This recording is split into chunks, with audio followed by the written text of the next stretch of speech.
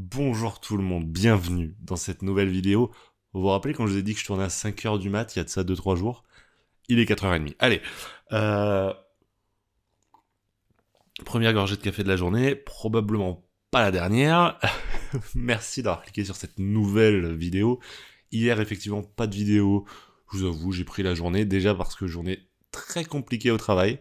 Ouais, ça a été une journée éprouvante. Donc j'ai pas voulu tourner en rentrant, et j'ai pas tourné avant parce que Spider-Man. Voilà, plein de raisons qui font qu'il n'y avait pas de vidéo hier, mais ça fait aussi du bien. Et en même temps, regardez, je suis en pleine forme pour revenir, pour vous proposer tout ça. Hier, journée compliquée, je vous disais, au travail, mais en même temps, journée avec une petite réception, puisque je reçois mes services presse au travail. Ça fait toujours plaisir. Voilà, quand on te dit, t'as reçu un colis, tu fais let's go. Donc, on va commencer par ça, par vous proposer, pour vous montrer ce que j'ai reçu. C'était un colis signé Urban Comics. Et là, vous allez vous dire, rien d'étonnant à ce qu'on trouve dedans.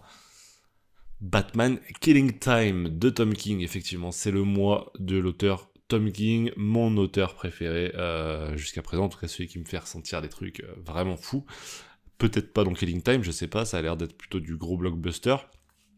Killing Time, c'est 3 personnages qui décident de faire un braquage. Je vois le Riddler, Catwoman, et puis je crois que c'est le Pingouin, le 3e personnage, qui décide de tuer le temps, Killing Time, en faisant un braquage, et ils vont tomber sur un Bruce Wayne en tout début de ses années en tant que Batman, qui va venir leur mettre des bâtons dans les roues. Des bâtons. Voilà, ça c'est Killing Time. Excusez-moi, on va mettre ça sur le compte de la fatigue, ce genre de vanne. Toujours chez Urban, toujours Tom King, c'est Gotham City, année 1. Bon, là, je vais pas trop vous expliquer, on est plutôt servi sur le titre, pour expliquer de quoi ça nous parle. 2 générations avant l'apparition de Batman, le détective privé Slam Bradley se retrouve mêlé au kidnapping du siècle lorsque l'enfant héritier des Wayne disparaît dans la nuit. Tada! Donc plutôt polar dans les années... ils disent quoi? Ils disent 2 siècles? Non, 2 générations, ouais. Donc on est, je pense, dans les années 50 du coup. Ça va être plutôt très sympa, ça j'ai hâte de le lire.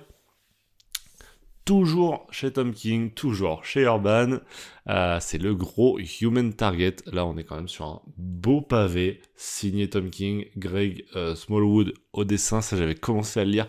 J'ai trop hâte de vous en parler. C'est juste trop bien. C'est l'histoire de ce gars-là qui pour son métier, c'est tout simplement de récupérer, on va dire, la cible. C'est-à-dire que les gens qui sont ciblés par... on sait qu'ils sont sensibles à un assassinat, là, bientôt, il va tout simplement prendre leur place pour être lui-même la victime. Plutôt sympa, et moi c'est vraiment là-dessus que j'attends Tom King, c'est en récupérant ce genre de personnage où il fait une histoire vraiment à sa sauce, quoi. Et ça, j'adore. Allez, promis, cette fois, c'est pas du Tom King, c'est du Jeff Lemire avec le Swamp Thing Green Hell. Regardez, hop, ce petit vernis.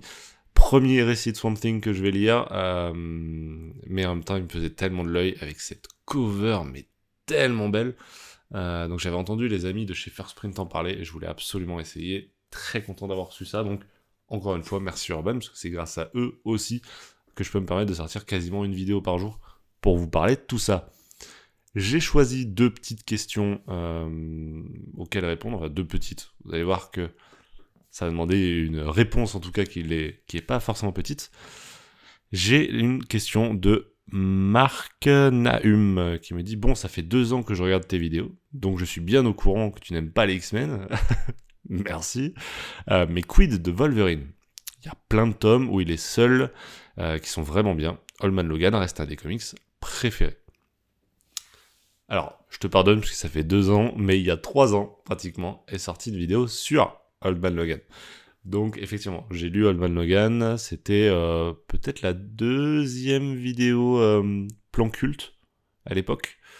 Je pense que c'était le 2e, c'est pas le 2e, c'est le 3e, mais ça doit être le 3e d'ailleurs. Euh, donc ouais, Old Man Logan, j'avais beaucoup aimé. En même temps, on sort vraiment du cadre, effectivement, des X-Men, si ce n'est que Wolverine est un mutant. À part ça, on retrouve pas grand-chose du côté mutant, mais sinon, Wolverine, j'ai lu La mort de Wolverine, j'ai lu Wolverine et les origines, etc. Je suis pas grand fan, mais effectivement, je retrouve moins les côtés qui me déplaisent chez les X-Men dedans. Donc, pourquoi pas. Après, n'hésitez pas à me proposer des récits directement.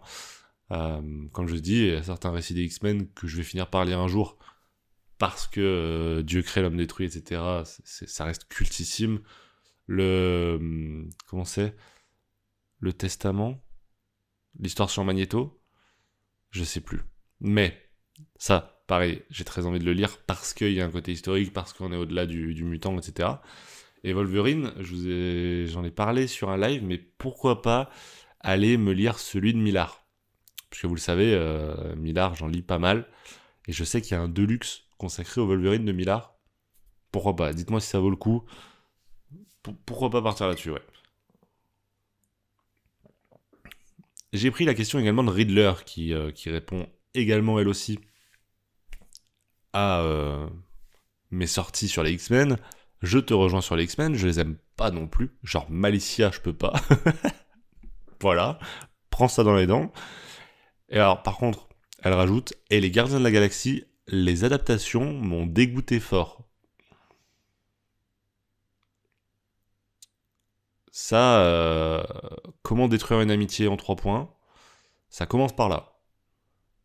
Qu'est-ce que tu n'as pas aimé les adaptations? T'as pas aimé les films des Gardiens de la Galaxie? J'en bégaye tellement.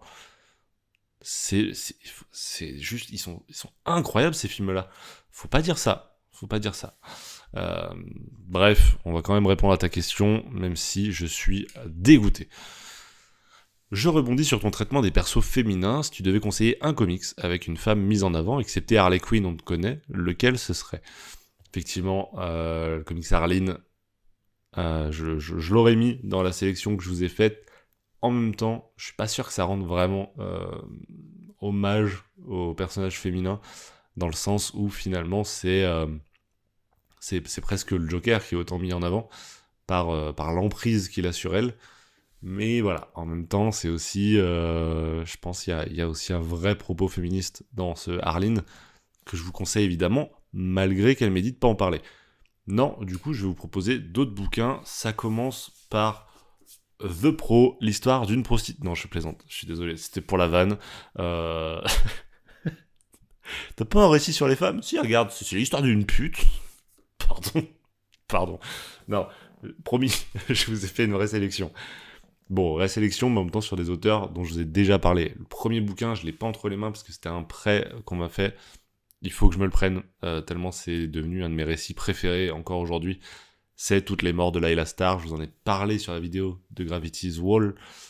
C'est du Ramvi. Et c'est pour moi une des meilleures histoires que j'ai lues en fait en comics. Je l'ai pas su sur le coup. Et en même temps, je trouve que c'est aussi une des qualités des grandes histoires. C'est que il y a le moment où tu les consommes, et puis il y a tout le reste, tout l'après. Et là, je suis dans l'après Layla Starr, depuis 6 mois que je l'ai lu. C'est une histoire absolument incroyable. C'est une fresque juste folle. Alors effectivement, c'est pas une ode à la féminité, c'est plus le personnage qui s'avère être un personnage féminin, un personnage de déesse, qui va aller voilà, faire toutes ces aventures-là. Il faut que je vous sorte une vidéo sur Layla Starr, c'était prévu, c'était un néophyte qui a été tourné, je crois qu'on l'a jamais posté au final. On a eu plein de soucis dessus, mais le fait est que ouais, j'ai juste adoré Layla Starr. Toutes les morts de Layla Starr, je vous le conseille évidemment, si vous l'avez pas lu, faites-vous ce plaisir, c'est juste absolument incroyable. Sinon, en bouquin physique que j'ai là entre les mains, je vous ai parlé il y a pas longtemps, ça fait quelques semaines maintenant, voire quelques mois, le Supergirl Woman of Tomorrow de Tom King. Le personnage de Kara, il est juste fou. Il me fait trop rire dedans. C'est vraiment le genre de personnage féminin qu'on n'a pas beaucoup vu dans les comics, en tout cas pendant longtemps, parce que elle est vraiment rentre dedans, elle est vulgaire, elle me fait trop rire parce que vraiment ça déconstruit tous les codes finalement de l'héroïne qui doit juste être sexy, qui doit juste voilà mettre ses tenues en cuir moulante comme Black Widow. Non, là on est dans autre chose et moi je trouve que vraiment là-dessus Tom King il fait très fort parce que c'est un personnage que t'as envie de suivre, t'as envie d'être pote avec elle. Et je trouve qu'il y a aussi ce truc dans les personnages féminins, c'est qu'il y en a qui sont faits pour séduire le lecteur et il y en a d'autres t'as juste envie d'être pote avec. Vraiment, j'ai juste envie de la rencontrer, d'aller boire une grosse bière avec elle. Ouais, le personnage de Kara Zor-El là-dedans m'avait beaucoup plu. Je trouve que c'est vraiment très bien foutu. Je vous ai sélectionné ensuite du Brubaker, évidemment. Quand on parle de personnages bien écrits, Brubaker. Dans Gotham Central, on a le personnage de René Montoya. René Montoya, qui est là aussi un personnage féminin qui déconstruit un peu les codes et qui va devoir lutter en fait contre les codes de l'époque, puisque c'est une femme dans la police, qui plus est haut gradé, je crois qu'elle est commissaire. Donc effectivement, compliqué, et si je me rappelle bien, en plus c'est un personnage lesbien. Donc encore plus de choses à affronter dans la vie. Donc on va suivre un peu, on va évidemment suivre les aventures du commissariat, mais également du coup de René Montoya, également ses aventures personnelles, quand elle doit présenter sa copine, etc. Et encore une fois, un personnage féminin très bien écrit de la part de Brubaker. Mais si je dois vous parler d'un des personnages féminins qui m'a le plus marqué récemment, je prends du temps sur les questions parce que j'ai pas grand chose à dire du bouquin dont je vais vous parler après. Hein. Et figurez-vous que c'est pas un personnage principal qui m'a vraiment plu ces derniers mois. C'est toujours du Brubaker, et c'est dans Killer Be Killed. Il y a le personnage, bon, malheureusement, je n'ai absolument pas son prénom. Pour un personnage qui m'a autant plu, c'est bête. Mais c'est tout simplement le personnage qui est la meilleure pote en fait de Dylan, ce personnage-là. Et en fait, c'est son crush. Vous voyez, il est dans la friend zone avec elle. Et en fait, c'est une femme tellement libre sur plein d'aspects. Moi, j'ai adoré comment elle est écrite. Elle sort avec le meilleur ami de Dylan, mais en même temps, tu sens que elle n'est pas insensible au charme de Dylan.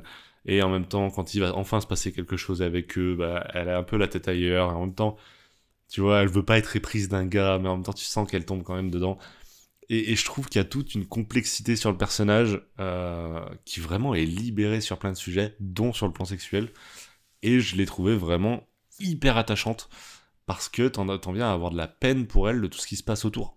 Même si ça l'attaque pas directement, tu sens qu'il y a une tempête autour d'elle, qu'elle a rien demandé, et qu'elle se prend tout dans la tronche. Et t'as un peu de la peine pour elle. Donc moi, ça a complètement fonctionné. Voilà. Petite sélection de récits avec des persos féminins qui sont mis plus ou moins en avant, mais il y en a plein. Moi, je trouve que le personnage de Monster Girl dans Invincible, par exemple, est un personnage féminin que j'adore. Ce personnage, donc, qui semble être une enfant au départ, mais on comprend qu'elle est en fait une sorte de Hulk, donc elle a un monstre en elle, mais quand elle le fait sortir, ça fait rajeunir son corps humain. Donc elle se retrouve à être une enfant, mais avec des pulsions et des désirs d'une femme d'une vingtaine d'années. Donc c'est hyper bien foutu, le personnage de Monster Girl que j'aime beaucoup. Aujourd'hui, je vais vous parler, hein, je suis tout seul, malgré toutes les voix dans ma tête. Je vais vous parler d'une œuvre que j'ai lue il y a de ça quelques semaines, avec un personnage féminin également en tête d'affiche. Désolé, mais c'est encore du Ed Brubaker. Décidément, le nom arrête pas de revenir. J'ai lu Friday, je vous en avais parlé sur mes achats. Vous avez été quelques-uns à me dire que vous vouliez mon avis sur Friday, donc d'Ed Brubaker au scénario, Marcos Martin au dessin. Qu'est-ce que c'est que Friday ? C'est tout simplement...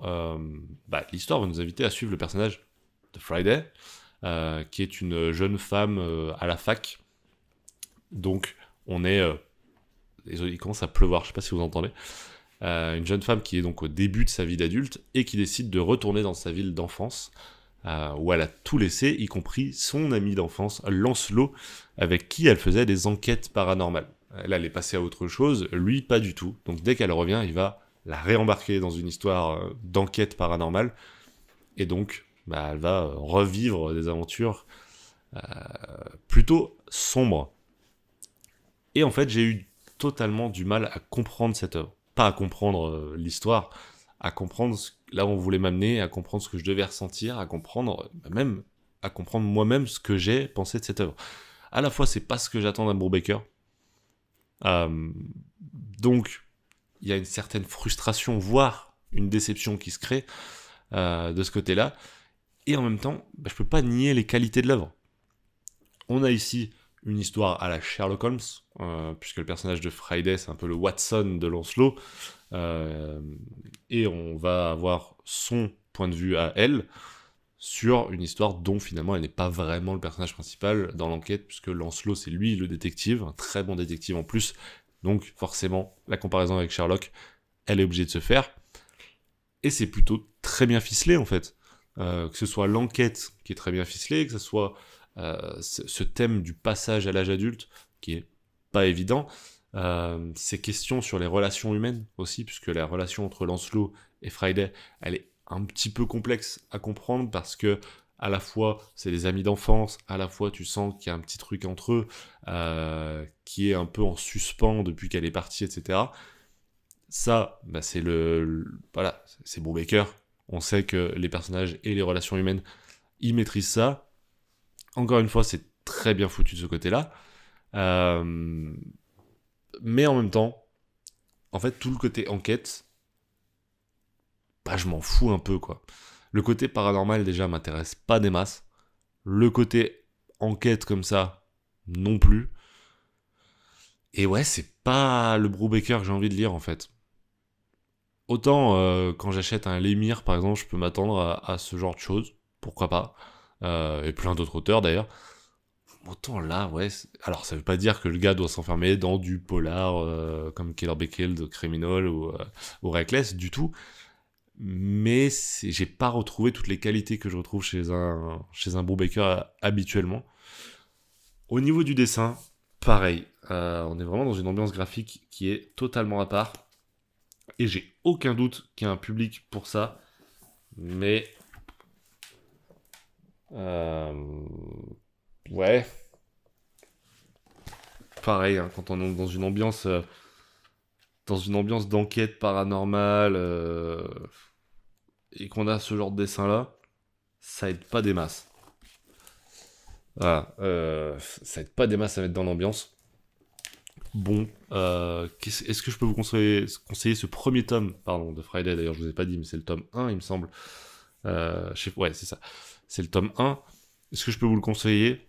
Je sais pas. Si vous vous retrouvez dans les thèmes que j'ai abordés, pourquoi pas. Si jamais vous voulez découvrir Brubaker, ne commencez pas par ce titre, selon moi. Je vais aller sur le tome 2, quand même. Déjà parce que j'ai une complexionnite aiguë concernant la personne de Brubaker. Mais aussi parce que j'ai envie de voir si c'était simplement le début de l'enquête qui allait sur ce terrain que j'aime pas forcément, ou si c'est en général. Mais effectivement, je pense que je continuerai. C'est une vidéo un peu longue, merci de l'avoir suivi, prenez soin de vous, prenez soin de vos proches, vous connaissez la chanson, et d'ici là, je vous dis ciao ciao.